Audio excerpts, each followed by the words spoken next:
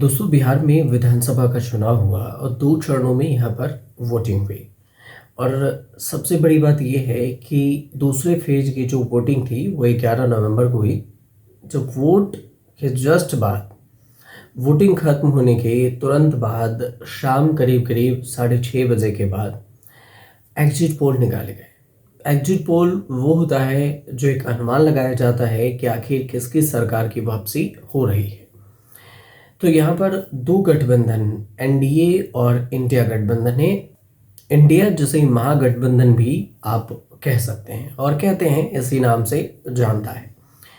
लेकिन सबसे बड़ी बात, जो एग्जिट पोल आए हैं, 9 एग्जिट पोल हैं और इन 9 एग्जिट पोल को जब आप देखेंगे तो आपको समझ में आएगा कि इंडिया गठबंधन कितना आगे रहा और एनडीए को लेकर क्या कुछ अनुमान, कौन से एग्जिट पोल क्या कह रहे हैं, कितनी सीट कौन से एग्जिट पोल किस गठबंधन को दे रहे हैं, जनसुराज का क्या हुआ, असदुद्दीन ओवैसी की पार्टी का क्या हुआ और अन्य कितने सीट इस पर लेकर आ रहे हैं। लेकिन इसे समझाने से पहले आपको एक बात बता दें कि जब मैं खुद बिहार में ग्राउंड पर था और ये मिलकर लोगों से बातचीत करके ये जानने की कोशिश कर रहा था कि आखिर बिहार में सरकार किसकी बनने वाली है, तो जो लोगों पर असर पड़ा है वो सबसे ज़्यादा असर पड़ा है एनडीए के तरफ से चुनाव से ठीक पहले 10,000 रुपये महिलाओं के खाते में देने का। और ये पैसे देने का असर सबसे ज़्यादा महिलाओं पर पड़ा है। पुरुष थोड़े से इधर उधर भी हुए हैं, लेकिन महिलाएं अडिग इस बात को लेकर रही कि एनडीए ने 10,000 रुपये जीविका के तहत दिया और भी दे सकते हैं। तो ये जो सबसे बड़ा एनडीए की तरफ से प्लस पॉइंट रहा है। लेकिन अगर बात करें एग्जिट पोल की, तो देखिए अब तक जो एग्जिट पोल आए हैं 9 से 10 एग्जिट पोल हैं। एक एक करके समझते हैं कि आखिर इन एग्जिट पोल में क्या सब सामने आया है। शुरू में अगर देखेंगे तो इसमें न्यूज़ चैनल एजेंसी के भी हैं, जैसे उसमें पी मार्क क्यू का जो एग्जिट पोल है एनडीए को 142 से 162 सीटें दे रही है और महागठबंधन को 80 से 98, अन्य को 1 से 7 सीटें। दैनिक भास्कर का 145 एनडीए, 145 से 160 दैनिक भास्कर दे रहा है। महागठबंधन को 73 से 91 सीटें दे रहा है और अन्य को 5 से 10 सीटें दी जा रही है। वहीं पर डीवी रिसर्च है जो एनडीए को 137 से 152 के बीच में सीटें दे रहा है और महागठबंधन को 83 से 98, अन्य को 202 से 6 सीटें दे रहा है। पीपल्स पल्स है जो 133 से 159 सीटें एनडीए को दे रहा है, 75 से 101 सीटें महागठबंधन को और अन्य को 2 से 15 सीटें दे रहा है। चाणक्य स्ट्रेटजी है जो 130 से 138 सीटें एनडीए को, 100 से 108 सीटें महागठबंधन को और 3 से 5 सीटें दे रहा है अन्य को।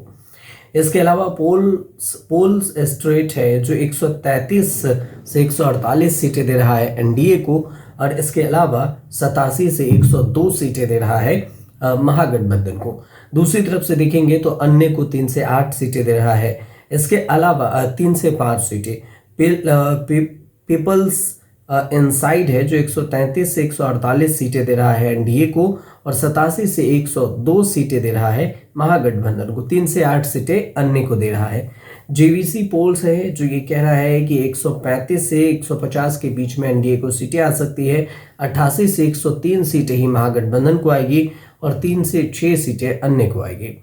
मैट्रीज आईएएनएस है जो 147 से 167 सीटें एनडीए को दे रहा है और 70 से 90 सीटें जो है महागठबंधन को, 2 से 10 सीटें दे रहा है अन्य को। ये जो सारे एग्जिट पोल हैं उसके बारे में हमने आपको बताया है। इसमें जो एक चीज़ और बात है, जो सबसे बड़ी बात है जो हमने आपको सारी चीज़ में बताया है, एनडीटीवी पोल्स ऑफ पोल्स भी है जो ये कह रहा है कि एनडीए को 148 सीटें मिल रही है, महागठबंधन को 88 और अन्य को 2 सीटें, यहाँ पर जीएसपी को 2 सीटें और अन्य को 5 सीटें जाता हुआ यहाँ पर दिखाया गया है। ये भी है कि इसमें अब कई लोग हैं जो इस एग्जिट पोल को भी सही नहीं ठहरा रहे हैं, लेकिन एग्जिट पोल के आते ही शकील अहमद जैसे जो कांग्रेस के नेता हैं वो कांग्रेस छोड़कर इस्तीफा दे रहे हैं। ये सोचकर कि कांग्रेस और महागठबंधन का परफॉर्मेंस सही नहीं रहा, रणनीति पर ठीक से काम नहीं की गई। लेकिन ये एग्जिट पोल है, फाइनल आंकड़े अभी आने बाकी हैं। फाइनल आंकड़े 14 नवंबर को जब आएंगे या फाइनल परिणाम, तो पता चलेगा कि आखिर किसकी सरकार बनी और किसकी सरकार नहीं बनी, कौन कितना से पीछे रह गया और कौन कितना से आगे गया है। लेकिन फिलहाल जो एग्जिट पोल हैं, उस एग्जिट पोल में लोग तरह तरह के राय भी दे रहे हैं, कमेंट भी कर रहे हैं। कुछ लोगों का ये कहना है कि ये जो एग्जिट पोल है, ये सारे आंकड़े फेल होंगे, क्योंकि जिस तरह से हरियाणा में सरकार तो कांग्रेस की बन रही थी, एनडीए की बन गई, इसी तरह से बिहार में भी होगा कि एग्जिट पोल में जिस तरह से आंकड़े दिखाए गए हैं, वो एनडीए को पूर्ण बहुमत के सरकार बनाता हुआ दिख रहा है। न सिर्फ पूर्ण बहुमत है, बल्कि बहुमत से कहीं ज़्यादा 20 से 22 सीटें जाते हैं, जो सरकार बनाने से भी ज़्यादा सीटें मिलता हुआ एग्जिट पोल दिखा रहा है। मतलब 122 पर बहुमत है, कुल 243 सीटें हैं, 122 पर बहुमत है, जबकि एनडीए को सभी को मिलाकर देखें तो 150 के करीब में सीटें दे रही। तो इस हिसाब से अगर देखेंगे आप, तो कई सारी चीज़ें हैं जिस पर ऐसा लगता है जिसमें एनडीए के कई फैक्टर्स काम किए। हालांकि जब मैं ज़मीन पर बात कर रहा था लोगों से, तो हमें दो चीज़ें सबसे ज़्यादा अहम लगी जो लोगों ने बताया है। पहली बात कि महिलाओं के दिमाग में 10,000 रुपये का फार्मूला बैठा हुआ रहा और इसका असर भी हुआ।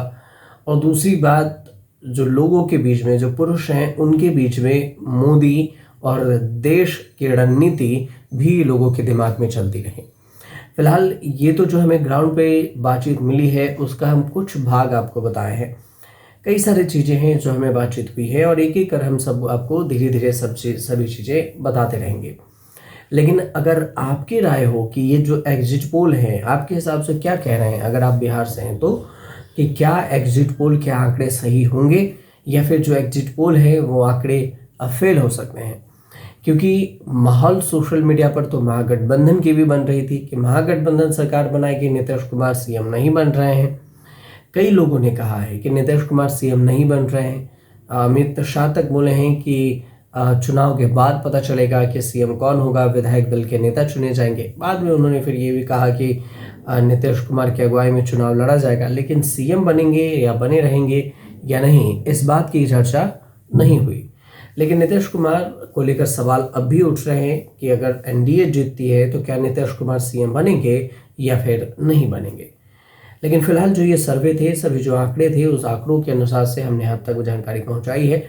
आपको अगर इस पर अपनी राय देनी हो तो आप हमें कमेंट बॉक्स में ज़रूर बताइए, और वीडियो अच्छी लगे तो शेयर कीजिए, सब्सक्राइब कर लीजिएगा चैनल को, बेल आइकन जरूर दबा दीजिएगा, और हमारे फ्री न्यूज़ बॉक्स से ज़रूर जुड़िए।